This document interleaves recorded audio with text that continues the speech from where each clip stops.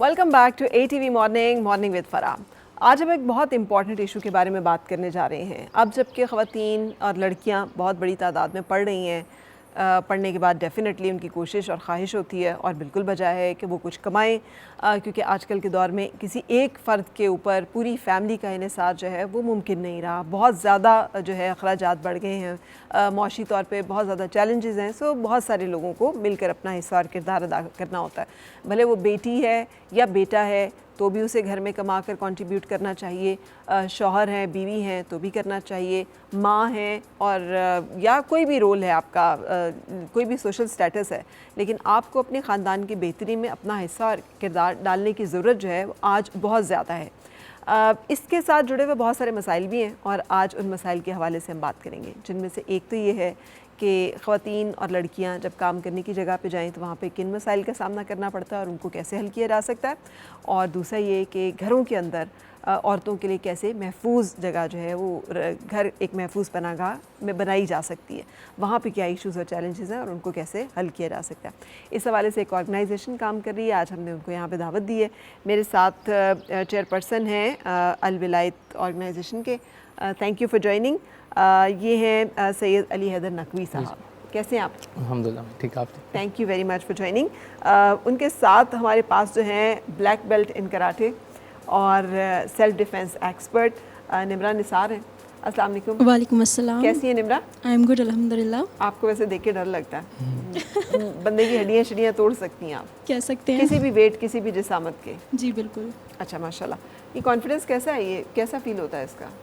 ये स्टार्ट से ही था, ये अभी से नहीं है, कॉज मैं इस फील्ड में confidence I can break your bones.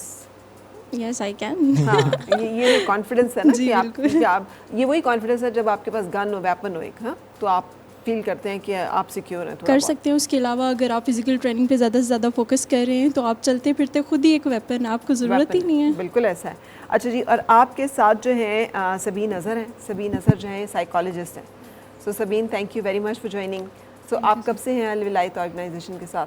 मुझे 2 साल हो गए हैं अल्हम्दुलिल्लाह। और आप ऑफिशियल साइकोलॉजिस्ट हैं? जी बिल्कुल। यानी जो भी विक्टिम्स और ख़वातीन और मसाइल आते हैं तो फिर आप उनकी नफ्सियाती जो उससे जुड़े हुए मामलात हैं उसको आप देख रही होती हैं। जी बिल्कुल। तो हम आपसे बहुत सारी बातें करने वाले हैं। सो यहाँ पे हमारे पास नुकबा मुमताज़ हैं। Nukba, thank you very much for joining. Nukba जो है वो एडवोकेट हैं हाई कोर्ट की। जी जी, और आप लीगल गाइडेंस? मैं लीगल गाइडेंस। बिल्कुल सही। और हमारे साथ अरीबा बंगश हैं। Areeba, thank you for joining. Thank you. So Areeba जो है आप क्या करती हैं? मैं वॉलंटियर के तौर पे ऑर्गेनाइजेशन में काम कर रही हूँ एंड मुझे काम करते हुए 8 मंथ्स हो गए हैं। 8 माह हो गए। बिल्कुल सही। सबसे पहले तो मुझे ये बताइएगा, आप अली हैदर नकवी साहब समेत आपके ये सारी बड़ी यंग टीम है, मतलब है कि सब छोटे छोटे से लगते हैं। सो ये सोच और ये थॉट या ऑर्गेनाइजेशन का कैसे ख्याल आया और क्यों आया? इसके अंदर देखें 2 चीज़ें हैं कि हरासमेंट केसेस के ऊपर ना हमारे अदारे तो काम कर रहे हैं, लेकिन एक ब्रिज जो है वो नहीं बिल्ड हो रहा बेसिकली पब्लिक एंड फोर्सेस के दरमियान में।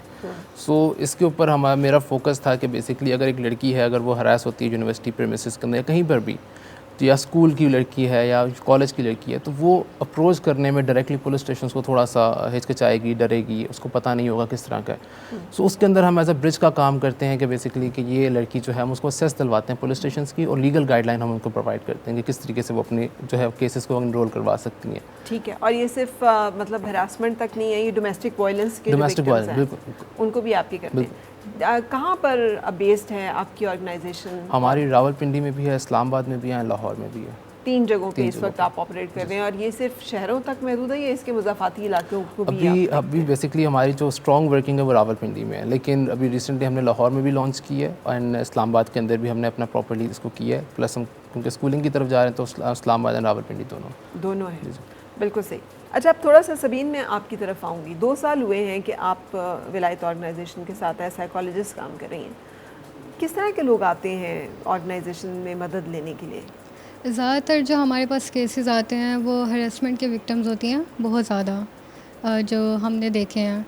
और या तो वो किसी के थ्रू आती हैं या वो खुद आती हैं, लेकिन सबसे पहली चीज़ उनमें होती है कि वो बहुत ज़्यादा घबराई हुई होती हैं, क्योंकि इतनी जल्दी ट्रस्ट बिल्डअप करना थोड़ा डिफ़िकल्ट होता है। तो आप एक ऑर्गेनाइजेशन में आ रहे हैं लेकिन स्टिल आपके माइंड में बहुत ज़्यादा सवाल होते हैं कि पता नहीं हेल्प मिलेगी या नहीं मिलेगी, ये चीज़ें बहुत ज़्यादा होती हैं। तो यहाँ पे सबसे पहले उनको उस तरह प्रॉपर उनको ट्रस्ट करवाना, उनकी बात सुनना, प्रॉपर उनसे कम्युनिकेशन बहुत ज़्यादा ज़रूरी होती है, क्योंकि उन्होंने तो पहला स्टेप ले लिया हुआ है। लेकिन अब हमारी बारी है, एज अ ऑर्गेनाइजेशन हमने क्या करना है, एज अ साइकोलॉजिस्ट मेरी क्या ड्यूटी है और हम सब ने मिलके उनके लिए क्या करना है। तो हम इस चीज़ का बहुत ज़्यादा हम ध्यान रखते हैं कि एक तो वो प्रॉपर बात कम्युनिकेट कर सके हमसे, दूसरा ये कि और ये कोई ख़ास एज ग्रुप है जिसमें जो ख़वातीन जो हैं वो हरासमेंट का शिकार होती हैं, उन्हें हरासा किया जाता है जिनसी तौर पर? हाथ एज ग्रुप तो नहीं है, लेकिन ज़्यादातर जो होती हैं वो हम जैसे कोई वर्किंग वूमन होगी, कोई पढ़ाई कर रही है वो होगी। ज़्यादातर यूथ में ये चीज़ बहुत ज़्यादा होती है जो कि Young हाईलाइट हो women, जाती है। जी, young women ज़्यादा हैं। जी, बाकी जो हैं वो केसेस या तो इतने हाईलाइट नहीं होते, या कुछ जो होते हैं जैसे बच्चों के साथ है, तो उस टाइम पे बच्चों को समझ में ही नहीं आ रही होती कि हमारे साथ हो क्या रहा है। तो आपके पास ऐसे केसेस भी आते हैं जब बच्चों के साथ जिनसी ज़्यादती, आप उसकी बात कर रही हैं? जी बिल्कुल। अच्छा, वो केसेस भी रिपोर्ट हुए हैं आपके पास? जी। अच्छा, और उसमें कौन आता है, बच्चे खुद आते हैं या बच्चों की फैमिलीज़ आती हैं? ज़्यादातर तो फैमिलीज़ लेकर आती होती हैं, क्योंकि बच्चे हैं तो बच्चों के तौर पे तो फिर उनकी फैमिलीज़ आती हैं। लेकिन वो यही चीज़ होती है कि वो केसेस जो हैं वो ज़्यादा हाईलाइट नहीं हो सकते। एक तो उनकी अपनी बहुत ज़्यादा प्राइवेसी डिमांड्स होती हैं कि ये केसेस बहुत ज़्यादा हाईलाइट नहीं करें, तो वो हमारे प्रेमिसेस में रह के हम जितना कर सकते हैं फिर हम उतना उनके लिए करते हैं। केस हाईलाइट करना तो मेरा ख्याल है मकसद भी नहीं होता जी, ना, बिल्कुल। मतलब तो विक्टिम को रिलीफ देना बिल्कुल। होता है उसकी पूरी प्राइवेसी के साथ, और बिल्कुल, यही एक उसको बहुत उस बड़ा ट्रॉमा से बाहर निकालना होता है, उसको हल करना होता है हमें, ताकि वो अपनी लाइफ में आगे अच्छे से वर्क कर सके, उस है। पे कोई असर ना पड़े। ठीक है। अच्छा, थोड़ा सा मैं नुकबा आपकी तरफ भी आना चाहूँगी। मुझे ये बताइएगा कि एज एडवोकेट हाई कोर्ट, पहले तो आप लगती नहीं है एडवोकेट हाई कोर्ट, लगता है जैसे आप अभी खुद कुछ जो है वो पढ़ रही होंगी, लेकिन आपका अपना एक्सपीरियंस कैसा है हाई कोर्ट में काम करने का एज फीमेल लॉयर? मेरा experience being a female lawyer, initially जब मैं फील्ड में आई थी तो अपारेंटली यही बातें सुनते हैं कि आपके लिए बहुत मुश्किल है, पाकिस्तान में आपके लिए लॉ बड़ा टफ़ है।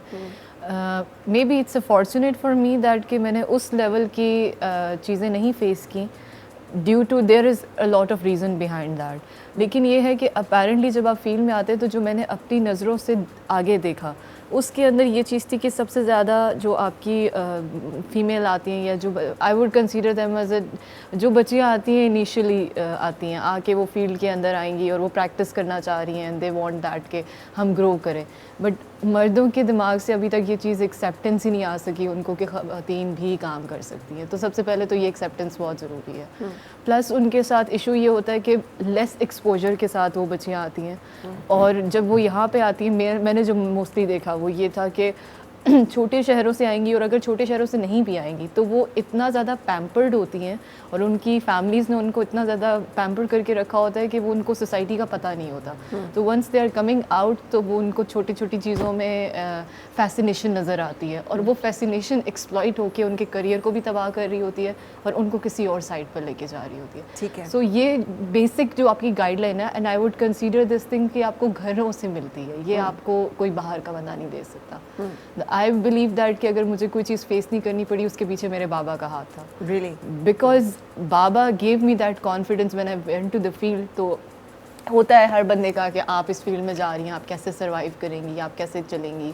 एंड एक पॉइंट आया, मैं थोड़ा सा डल हो रही थी और मैं अपने मोराल्स मेरे डाउन हो रहे थे, and I just called up my Baba and मैं बाबा मुझे ये सब चीज़ें फेस करनी है, तो let me leave everything because I just want to come back, and मैं ये सब नहीं कर सकती। So the beautiful thing what he said to me that बेटा you went there, you are my daughter, आप हार नहीं सकती हैं। और सेकेंडली आपके साथ जो भी है you have to face that. मैं आपके लिए हर जगह पे शेल्टर बना के खड़ा नहीं हो सकता, मुझे आपको उधर निकालना है। You have to face and you have to protect yourself. मैं आपके लिए दुनिया चेंज नहीं कर सकता।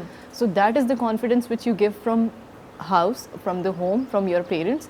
Then if you are coming up to the field, तो हमारी फील्ड तो आई वुड से दैट कि बड़ी बदनाम है। इन शॉर्ट हर फील्ड बदनाम? हर फील्ड है, लेकिन हमारी स्पेसिफिकली कुछ चीज़ों में और कुछ चीज़ों में है भी, बिकॉज एक तो मार्जिन नहीं मिलता आपको बीइंग अ फीमेल।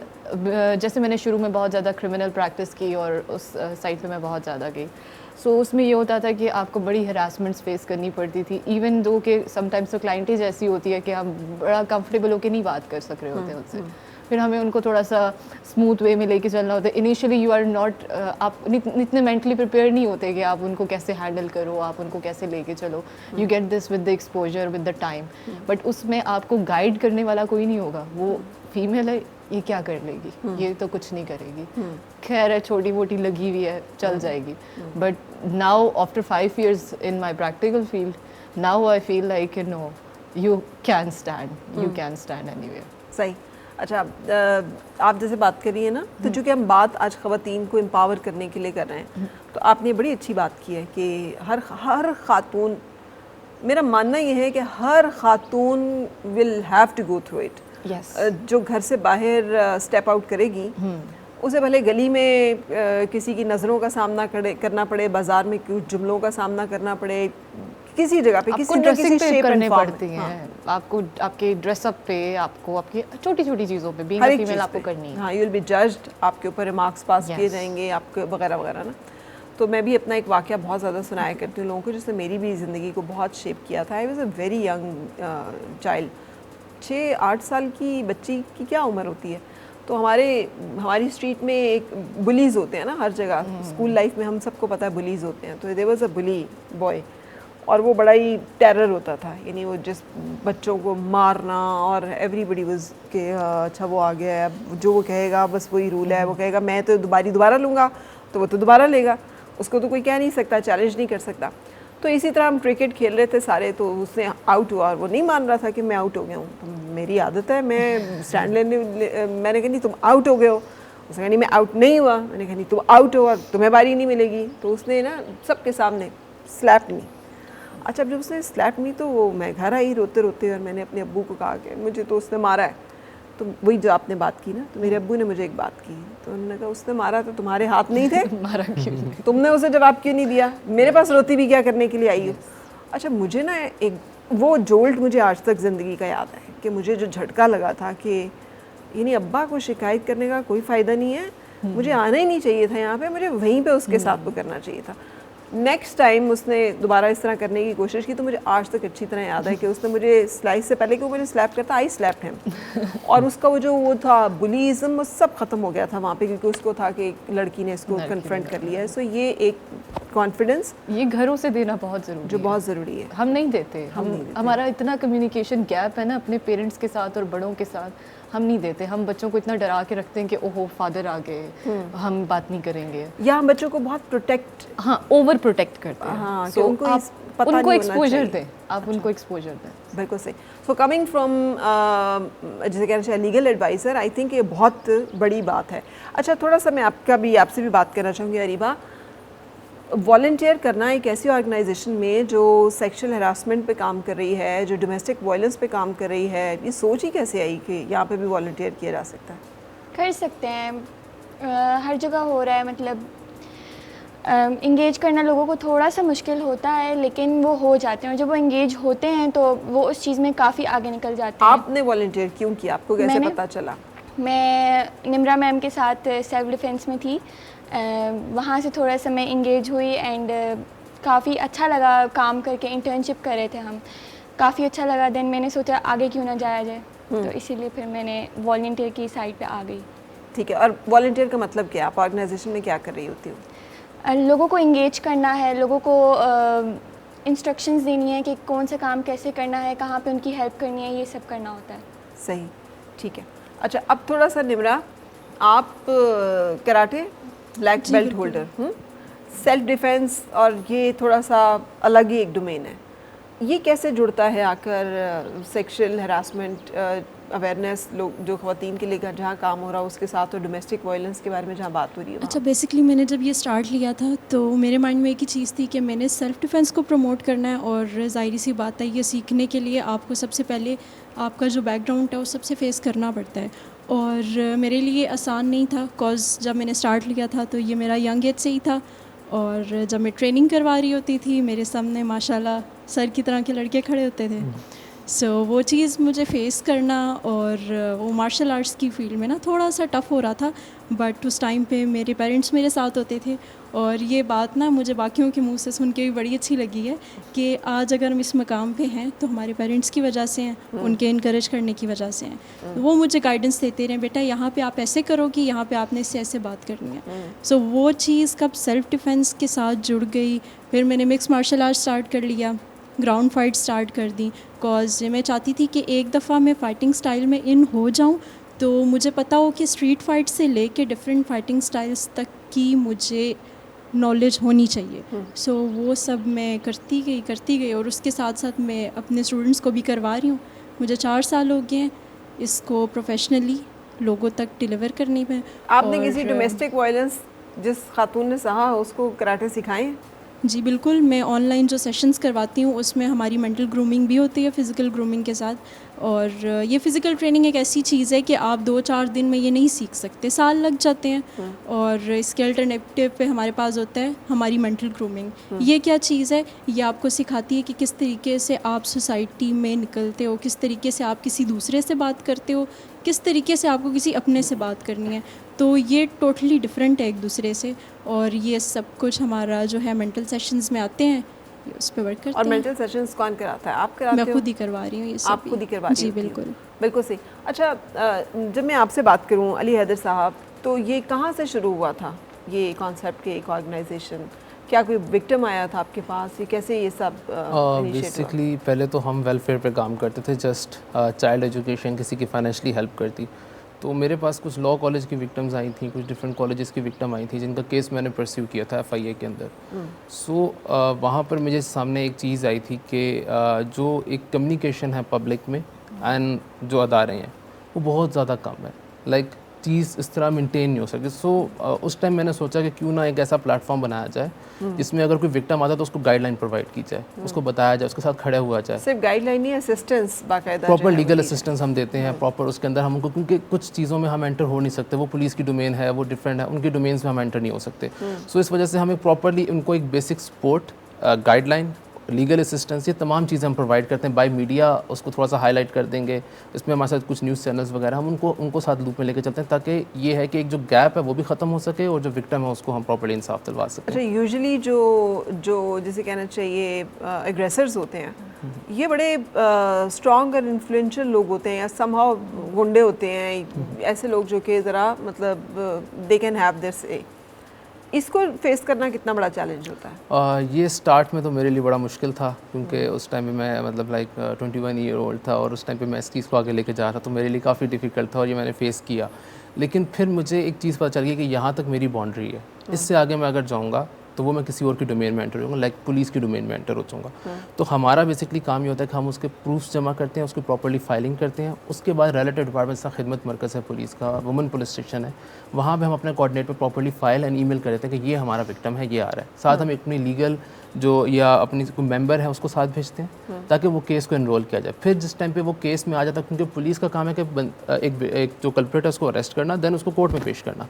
तो हम उसमें ये करते हैं कि फिर जब उसको लीगल असिस्टेंस चाहिए तो उसमें हम अपने लॉयर्स टीम को आगे कर देते हैं कि अगर आपको लॉयर, अगर आप तो अपना लॉयर है तो वेल एंड गुड, अगर नहीं है तो फिर हमारे आप लॉयर। और ये सब चीज़ें जो है फ्री ऑफ कॉस्ट हो रही होती हैं? जी, ये फ्री ऑफ कॉस्ट जो विक्टिम आपके पास आ रहे हैं उनको चार्ज नहीं हो रहा? नहीं, बिल्कुल। और इसकी जो कॉस्टिंग है सारी, वो फंडिंग जो आपके पास जी, है? फंडिंग हमारे पास स्लाइटली, क्योंकि इसमें हमें इतनी एक तो फंडिंग की ज़रूरत नहीं पड़ती। जब हमने फाइलिंग करनी है वो हम खुद करके उसको कर देते हैं आगे। जब लीगल असिस्टेंस की बात आती है तो उसके अंदर हम ट्राई करते हैं कि बिल्कुल माइनॉरिटी पे, अगर कुछ केसेस हैं जो अफोर्ड नहीं कर सकते तो उनको हम मैक्सिमम लाइक बिल्कुल ही free of cost, just paper cost हम उनसे ले लेते हैं, जो उनकी जो कॉपीज़ वगैरह होती हैं सिर्फ इसकी कॉस्ट होती है, वरना इसके अलावा हम ट्राई करते हैं कि वो फ्री ऑफ कॉस्ट ही वो परस्यू कर लें। सही। अच्छा, अब इस बारे में भी मैं आपसे नुखबा जानना चाहूँगी। ये एक बहुत बड़ा चैलेंज है।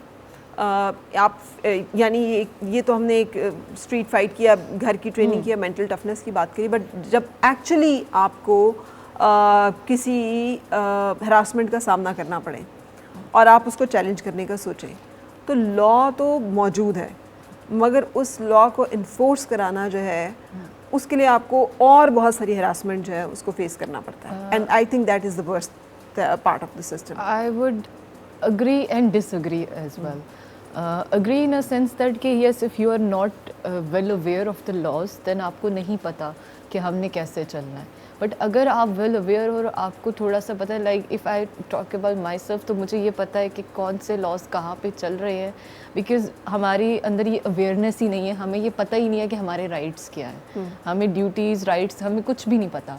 हमें बस एक स्पेसिफिक एक डोमेन में लेके रखा जाता है. अच्छा, लीगली चैलेंज करना इनिशियली तो आप सोचते हो ना, तो it's somehow I agree on that point कि हाँ लीगली चैलेंज करेंगे बहुत. ये मैं अगर मेरे ऊपर भी आए ये चीज़, I would share one experience with like you in that sense कि इनिशियली मेरे साथ एक ऐसा इवेंट हुआ कि मैंने सोचा कि यार मैं इसको थोड़ा सा लीगली हाईलाइट करती हूँ, लाइक मैं इसको लीगली फाइल अप करूँ या कोई चीज़ करूँ. But that was a related to some harassment जो कि शायद मैं अगर लीगली हाईलाइट करती तो मुझे ये पता था कि वो उल्टा मेरे ऊपर ही आनी थी. आपके ऊपर ही आई? वो मेरे ऊपर ही आनी थी. तो because of the reason that आप कभी भी कोई भी बात कम्युनिकेट कर रहे हो अनलेस आप कुछ चीज़ों को प्रूव नहीं कर पा रहे. ठीक है, अभी at this point I would say this thing, आप इस चीज़ को अग्री करें या ना करें या कोई भी इसमें करे, गुड मॉर्निंग का मैसेज अगर कोई बंदा आपको भेजता है वंस, आपने उसको रिस्पॉन्ड नहीं किया, आपको वो सेकंड टाइम गुड मॉर्निंग का मैसेज भेज रहा है, आपने उसको रिस्पॉन्ड नहीं किया, अगर वो थर्ड टाइम भेज रहा है, that is harassment and you can go that. आपका ये लीगल राइट है कि आप उसके अगेंस्ट. रियली? यस. ये मेरे लिए it's news. Yes, there so many good morning messages, लोग माइंड भी करते हैं बाजू का. आपको इतनी दफ़ा मैसेज किया, आप जवाब ही नहीं देती. मैंने कहा अच्छा, इवन दिस इज हरासमेंट.